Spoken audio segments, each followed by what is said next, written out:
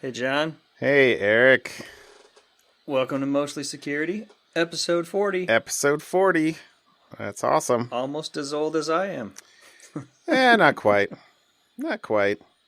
You're old. Getting close. You're old. Getting I'm closer. young. I'm a young child. That's right. Yeah. So how was your I'm week? as young as I'll ever be. My week has been pretty crazy. Pretty crazy. Trying to ship a product, which we did yesterday. So, I am on to the next thing. How about you? That was good. I ended up going down to Mobile World Congress Americas down in LA Nice. yesterday. That's why we're recording tonight instead of last night, our usual night. Yep. I did a presentation on blockchain and security. So, my favorite topic to ignore.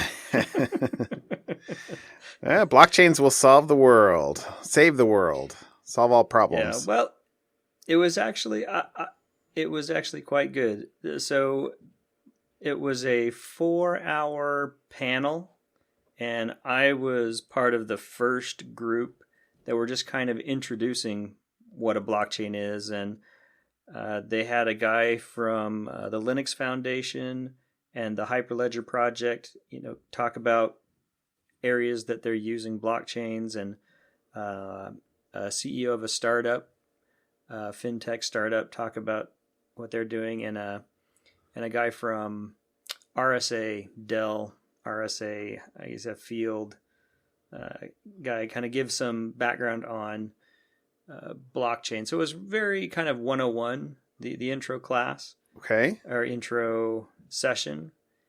And mine was mostly around just because, well, the meta point I was going for was just because you throw it on a blockchain doesn't mean you've solved all your cybersecurity problems. Yeah.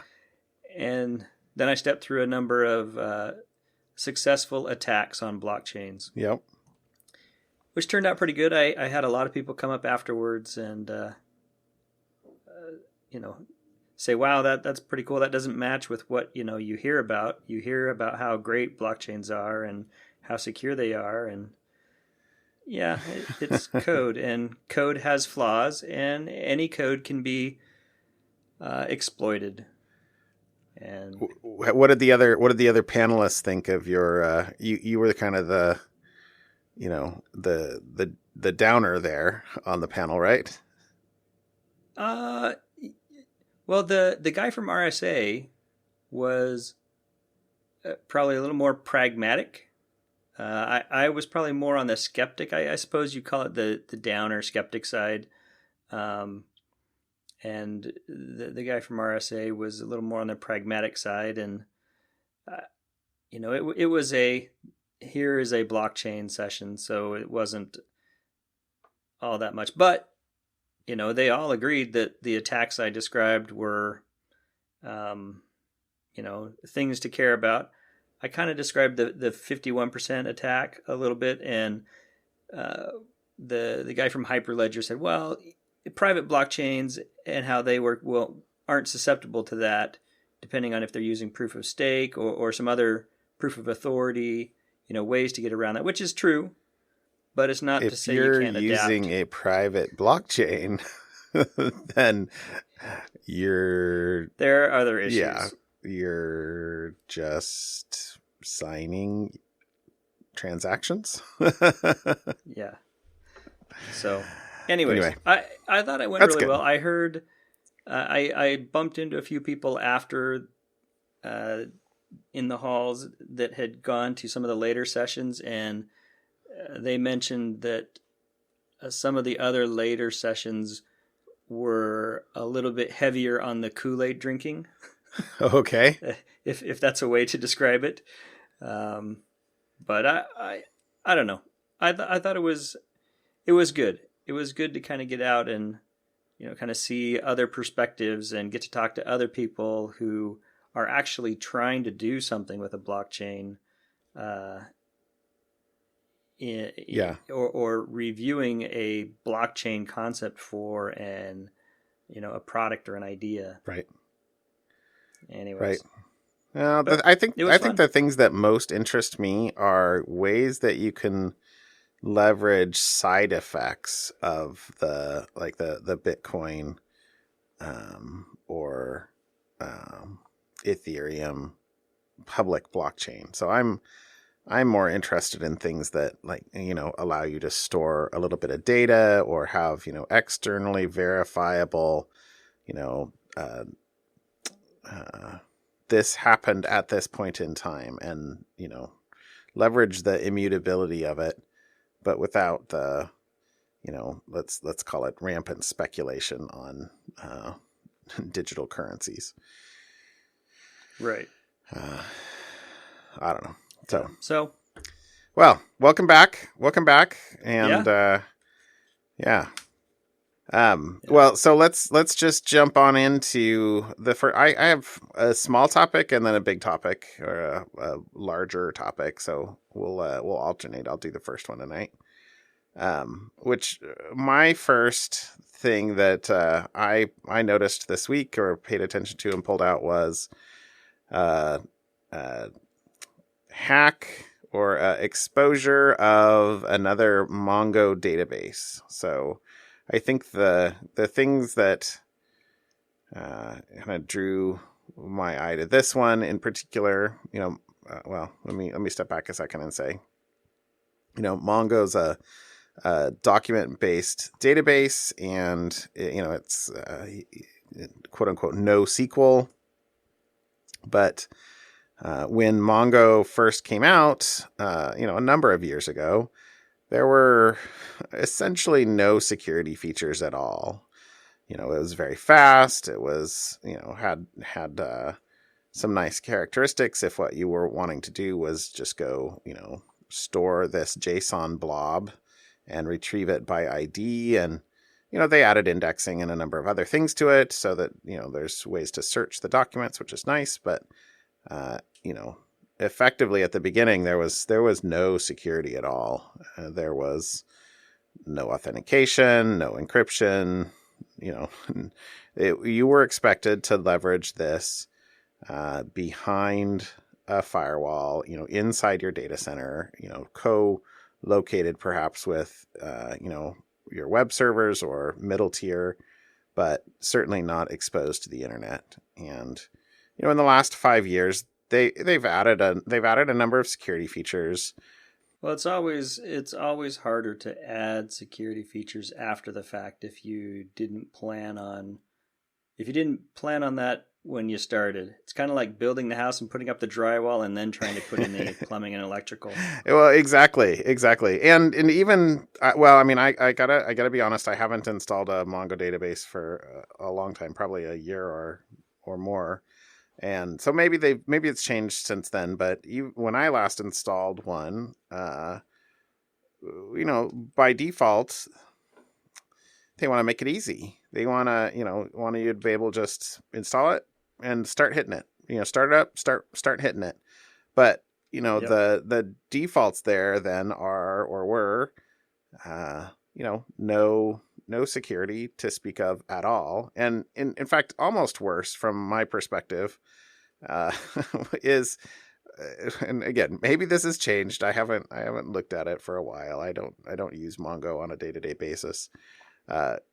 It used to be that when you saved data, it by default, in the out of box configuration, it just stored it in memory. So it'll flush it to disk at some point, but yeah, not before telling you, okay, I got it. Which means that you're, with the out of the box configuration, you were susceptible to data loss. If something happened after you thought that you had persisted it and before it actually truly, flushed it to disk, you could lose something. So, yes, super fast. They have all these benchmarks and, they had, and it was like, okay, but, I kind of want to know that it's truly been written, so anyway. Anyway, let's get to this actual thing. So the two things about this particular exposure I thought were, first of which was just the size, the scale. And the second was that it was a data security company's database that got leaked. So, it's, one of those things where when it's supposed to be your job, there's just a little bit of extra, I don't know, Schadenfreude, I guess, or something like that when you're the ones that get hit. But security is hard for everybody. Security is hard for everybody. But this was essentially a marketing database. So it had, customer information for a company called Veeam. I assume I'm pronouncing that right. Veeam. But they had essentially their database was exposed to the world. So if you had the IP address, you could hit it. No authentication. You can just start executing queries against it. And there was approximately 200 gigs of data stored in this Mongo database or cluster. Wow. Including approximately 440 million email addresses for their it's got to be more than just their customers, because I thought that I had read separately, I didn't pull that note out, but that they had 300 and some thousand customers, but clearly a lot more records in this. This is essentially a marketing database. So, we're in the software business. So what this is that, this is probably not the engineering team setting up and running this thing. This is, I'm sure, the marketing team or a contractor for the marketing team, or, right. I mean, I presume that, they probably do have a security team that would know better and was not consulted, or, that's the thing, you don't want to cast too much shade because there's so many situations that it can happen in, but we'll post the link in the show notes, and you can go out and read about it a little bit more at least, but this was a quite large breach. Yeah. I enjoy Troy Hunt's Twitter feed because he'll occasionally tweet out something along the lines of, "Hey, do any of my followers know somebody at Company X?" And you're like, "Ooh." I haven't been able to get a response from them for over a week. And you're like, okay, Company X had something happen. Company X. I wonder what they X lost. is not happy. Yeah. And this, to be honest, I don't know where I first saw the link from this, but this is the sort of thing that he often posts on Twitter. So, and I do follow him. So, it could have come from a link from him.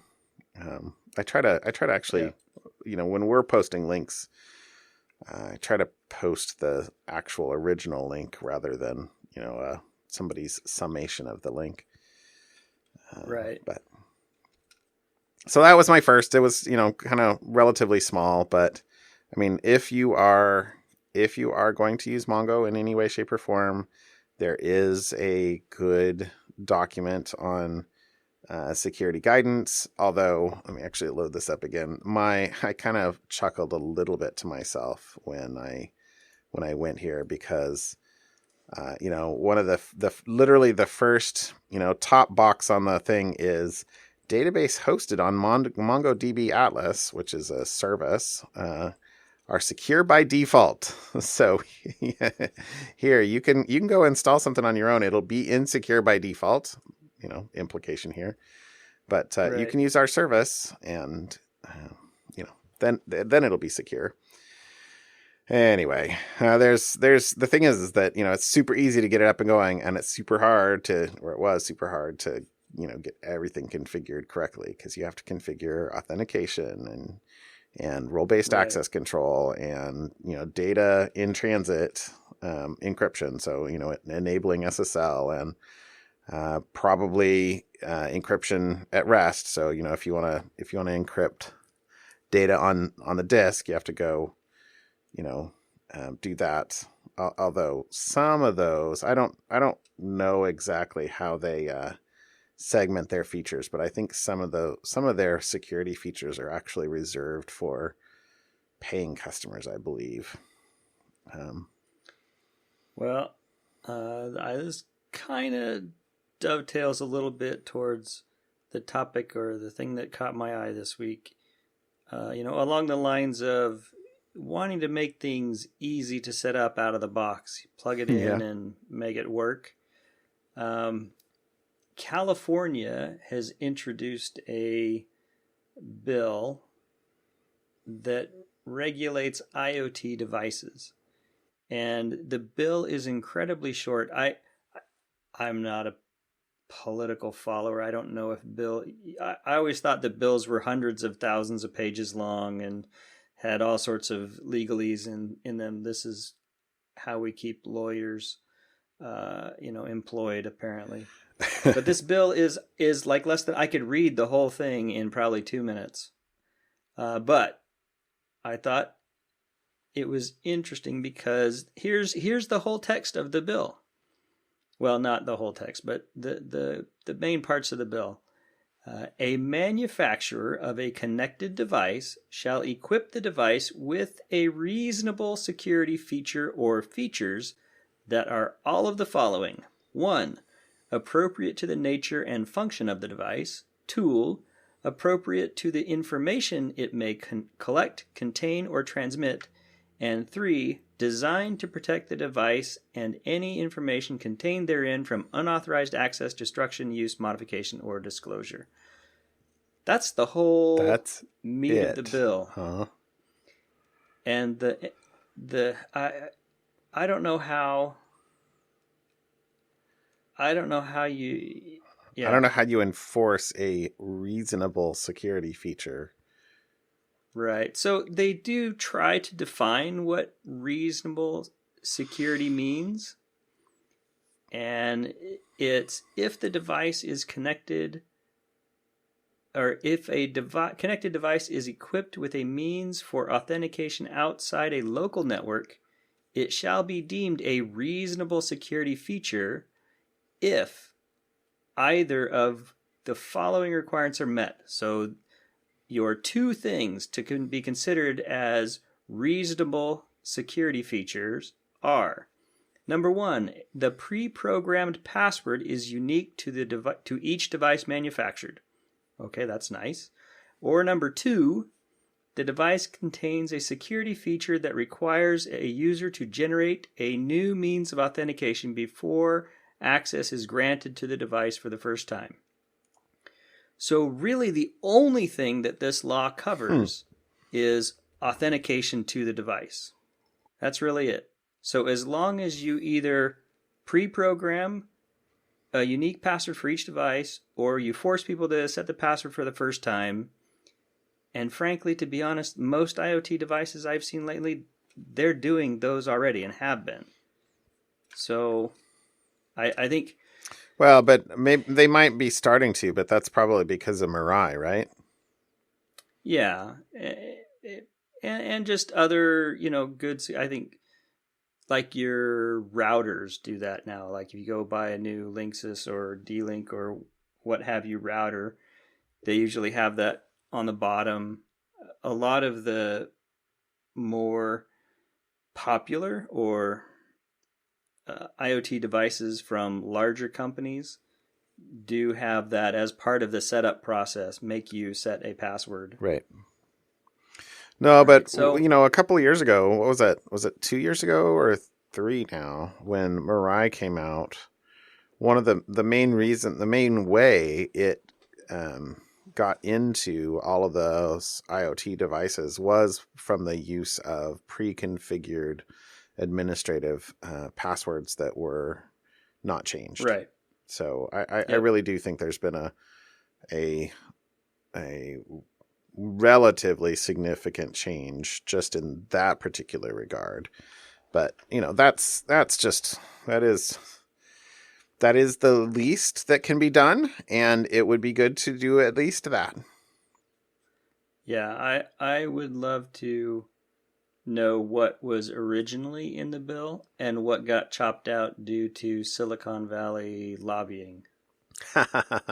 Well, is this a proposed thing, or is this actually going to go up for a vote? I mean, where is it at in the process? The state legislature approved it last Thursday and handed it over for the governor to sign. So it has been approved. It's just waiting signature. Oh, so it is not before the state. It is approved by the state legislature. Yes. Nice. That is true. And it won't take effect until January 1st, 2020. So it's still a year and a bit out before lawyers can start poking at it. And again, I'm not a lawyer, so I don't know if this is just standard wording, but one of the bullet points down when it gets to the, there's the definition of what all the terms mean, and then there's a line here that said, this title shall not be construed to provide a basis for a private right of action. And then it goes on to say the Attorney General, City Council, or District Attorney shall have exclusive authority to enforce this title. So I, as a consumer, can't use this and go, that's weird. Look for a grievance. Like I said, I maybe that's normal. Maybe you need to have a city attorney or county council or somebody. But it seems like it can only be enforced by someone in the state, employed by the state of California. It's not a private entity that can do that. Huh. So that seems weird. I don't know. I don't know. Again, I don't know either. Anyways, that caught my eye because we had talked about, I don't know if we ever talked about it on the podcast, but we have talked about, probably a year and a half ago, about when our government's going to start poking their nose in this stuff. Yep. And it was around the Mirai botnet time, right? Yeah. Or maybe 2 years ago. It's coming, and there are bills that are stalled in the federal space in Washington, D.C. in various different acts, and the article we'll link to has pointers to those different federal bills, but this is the first one. It appears that this is the first one that's actually going to attempt to regulate connected devices. That is just waiting for a governor's signature. So we shall see. Yeah. All right. Yeah, we shall see. That's good. It's nice to see some movement, and yeah, no surprise. It's California, I guess. We have California to thank for a lot of things in terms of, I don't know, car, auto cleanliness, etc. And to thank sarcastically for a number of other things. Yeah, exactly. I had a couple of those in mind too. That's okay. The California giveth, California taketh away. Water, especially from the Colorado River. Oh wait, so speaking of governments, sorry. Your next topic, oh right. John. Speaking of governments, and speaking of governments operating, quote unquote successfully. Sorry. So this is a topic that is, I guess, semi follow up, because a couple of months ago we talked about the minister from IDI, the Unique Identification Authority of India, who claimed that Aadhaar, which is their essentially the social security card of India, where they're trying to have a identity card for all Indians, claimed that the Aadhaar data cannot be hacked even after trying 1 billion times. Okay, yeah. Guess what? The computer just tried 1,000,000,001. Yes. Well, there was also something about the data is protected by concrete walls, like so many feet thick. Like, okay, but Can the computer be accessed remotely? Why, yes, it can. Sorry. Yeah. So this is a link that is, it's actually from the Huffington Post in India that has this is a very long article about how the Aadhaar software is routinely hacked, and how it's done, how it's what it's done for, etc. So and there's quite a lot of data in. I'll just say up front, there's quite a lot of data in the article, and there's not so much substance to the rebuttal from IDI. I'm totally mangling that, I'm sure. The ministry. And so we'll have a there's a Twitter thread, at least, that they posted that said, oh, it has not been hacked. There's nothing they can do. You can't add IDs. But in the meantime, the Huffington Post article talks about sort of what it's meant to do and how it's designed, and basically from the design, as a security person, you're like, oh yeah, that ain't gonna work. Because effectively they have fat clients. They have to trust the client, and the first rule of client server development is you have to assume that the client's malicious, right? Yeah, never trust the client. Never trust the client. The client is in the hands of the enemy. That's right. The client is maliciously attempting to abuse your server, and sending you data, and sending you little Bobby tables comments. So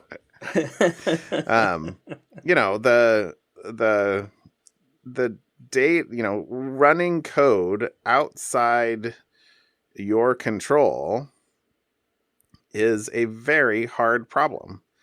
It's a very hard problem. So, well, verifying authenticity and accuracy. Yeah. I mean, there've been a number of initiatives around this, this line. If you want to, do some external reading or homework, you can look up Trusted Computing Platform, I think it was, TCP. Intel's done a number of these things, or been party to them for a long time. And TEE, a Trusted Execution Environment, is something that is intended to be able to guarantee the code that's running. And the secure enclave stuff, like what Apple is touting now about where they store the Face ID and your thumbprint and those things in their new iPhones. Right. Secure enclaves is what does Intel call them? Intel calls them SGX, Secure Guard Instructions, or something like that. But yeah, it's that is a chip feature that you can configure to only run signed code. So you can verify that the code that's running on or inside the enclave is the code that was signed. So real-time follow-up there. It's Software Guard Extensions. Oh, SGX. Software Guard Extensions. I forgot what I said already. Secure Guard. Yeah. Anyway, Software Guard Extensions. So, yeah. But yeah, I mean, essentially, the thing with that though is, one of the things that they, meaning this hack that can be done on the clients of the enrollment software, is to disable the GPS and to weaken the timeouts so that your sessions can last longer, and to weaken the sensitivity of the evidently iris scanning portions of the software so that they will match more easily. And yeah, so that'll match to a photo instead of exactly a person. Exactly. Yeah. So, the thing with if you have code running inside a enclave, great, but that the code that has no inputs and outputs isn't very useful. Just ask any Haskell programmer, right? So sorry, dig. That's a geek joke. So the at some point in time you have to you have to get some input. So take the GPS for if you're getting readings for a GPS locations, and those are being read somehow and being fed to the code that will for sure check them and sign them and make sure that they can't be tampered with once they're recorded. Well, but who's feeding them in? I mean, in order for them to be verifiable or trustable, you'd have to have a trusted execution path all the way from the sensor itself and the readings on the sensor into and inside the secure enclave. I mean, it's really at the boundaries where things get really tricky, and right. and there isn't, to the best of my knowledge at the moment, such a beastie. Anyway, SGX is kind of a tangent on this. The core problem here is that you can't trust clients. Clients are malicious, all of them. And client in the sense of a software client. Yeah. If only they had built this on a blockchain, that would have solved all their problems. Yes, I'm sure. But the thing is, and this is a great article, but the thing is that when they were first setting up this system, India's a very large country with a lot of people and a lot of villages and a lot of or poor connectivity to any place, and so they were trying to evidently have clients that could be enrolled and then periodically synchronize, synced up to the server, and that it's a recipe for disaster if what you're trying to do is eliminate the possibility of fraud or massively reduce the possibility of fraud. So, I mean, one of the comments in here is that, people were cranking up generators just to get power to do enrollment. And, how do they upload? Well, that's the thing is, maybe you could make it really small to upload and, send it over satellite, or, there's other things that you can do to, can be done to minimize the amount of data transferred and everything else. But, having it be run or runnable by, thick clients where a lot of the logic's on the client is not good. So, yeah. The second big comment on this is when they talked about, how was the patch applied? Well, the patch was applied by copying and pasting. I'm like, what? Oh, they basically have a folder of Java like jar files or something. I didn't see the actual patch itself, but the comment in the article was that you could replace a folder of Java libraries using the standard Control-C, Control-V cut and paste commands. So that I mean, there's just at least a couple things to unpack there. I mean, the first of which is, so you have this super secure requirement, super important system. You're writing it in Java on the client. And not bothering to sign or check signatures of binaries that you load or jars that you're loading. Yes. I mean, that some of that's possible, but I mean, if the client's out of your control, then, that's not, not Well, it's not like Java's easier to disassemble or yeah, exactly, anything, exactly. so. Yeah. Well, sorry. Yeah, your tongue is sticking through your cheek there. But let's be clear. Java is very, very easy to disassemble.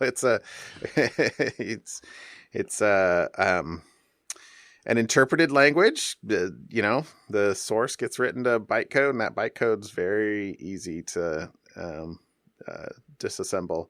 And so, I mean, okay. I'm looking back now at 2 months ago when I think we actually called it the grand challenge when the minister was saying it's unhackable, and Right. at the time we were like, yeah, that's just not something you should ever say.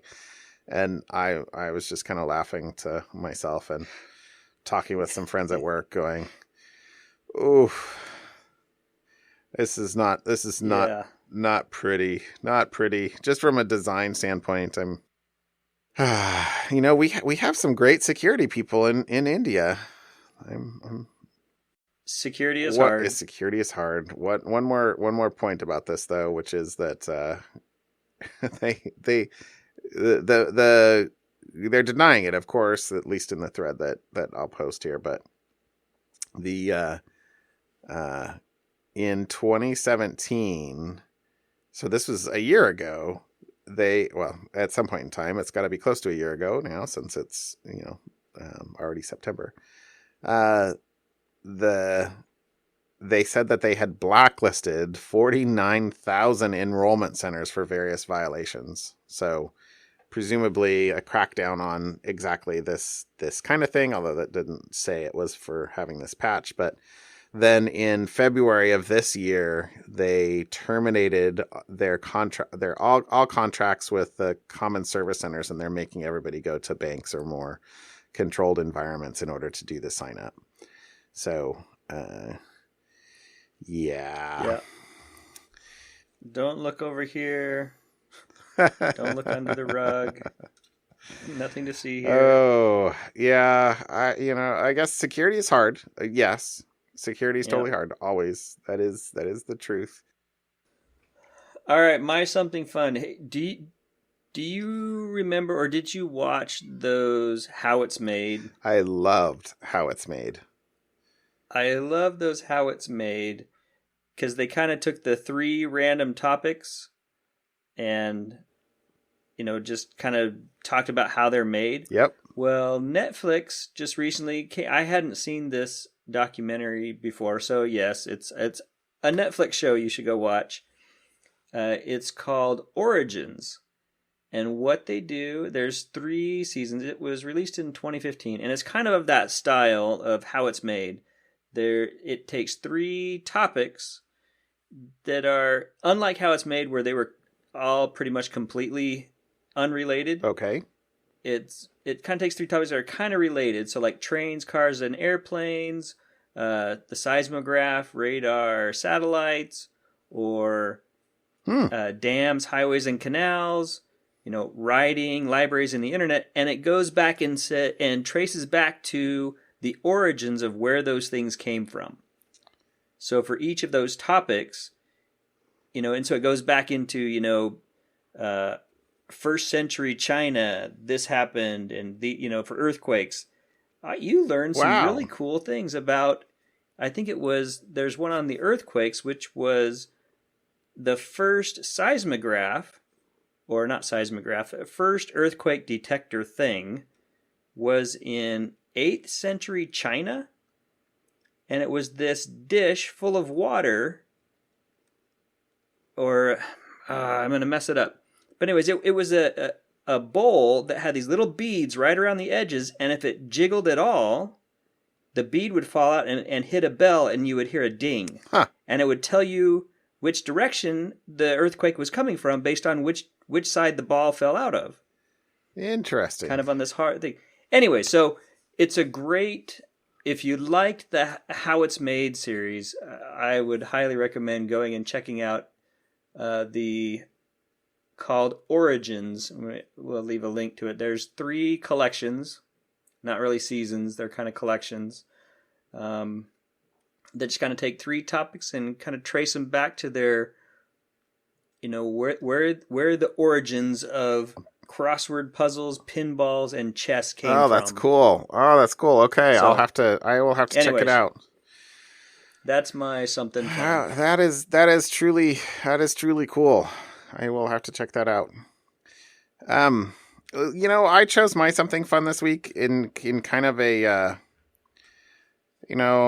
self-deprecating. John's kind of sometimes doesn't really think about stuff in the right way. But I don't know. So Shirley and I, this past weekend, she was like, hey, she was mowing out in the pasture and left a couple of tall things out there. And I'm like, well, what are you doing? Or, what's that? And she's like, well, there were some really pretty sunflowers out there. I want to go collect their seeds. And I'm like, oh, that's a good idea. we paid quite a lot for seeds in the spring. I guess when we grow stuff, we probably can collect their seeds and plant them again next year.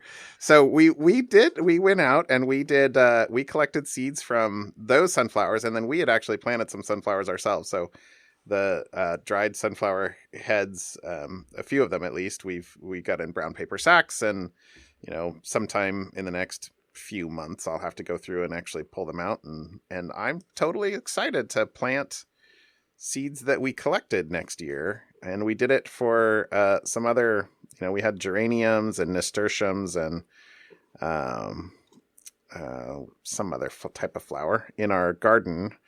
And I mean, I don't know, this past spring, you pay like $2.99 for a little packet of 100 geranium seeds, or 50 nasturtium seeds or something like that. And you're like, okay, whatever, $3.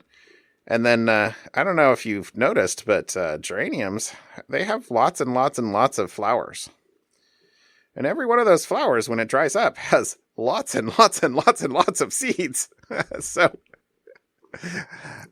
if you want any geranium seeds, so the $2.99 you're paying for this, the $2.99 you're paying for the seeds is $2.80 for the packaging and marketing. Yeah, well, and who knows for a collection, and I don't know how they collect seeds, but yeah. Anyway, we had fun with that, and I don't know, I'm looking forward to. It's not even really winter here yet, but we'll package them all up and plant them next spring. That will be fun. And also, I don't know if you've noticed, but sunflowers, they have a lot of seeds. That is their yeah. That is their most redeeming factor. You find sunflower seeds everywhere. You don't really find sunflower stalks, or you don't find bouquets of sunflowers. Yeah. Well, we collected from a couple of different types of sunflower, but then we have two that I remember the name of them that we planted called Mammoth, and those are not yet ready to collect because I really just have two. There's like one flower on each stalk, and we only have two sunflowers out there. But they have got to be 12 inches in diameter, and I don't know how many seeds are going to be on each one of those things. I'm I'm kind of watching them for when they kind of dry up and close off. And anyway, I'll actually, I think I posted a picture to one a while back, but they are gigantic. Anyway, that was my something fun this weekend, and cool. It'll be fun next spring too. Future follow up. Well, long in the future.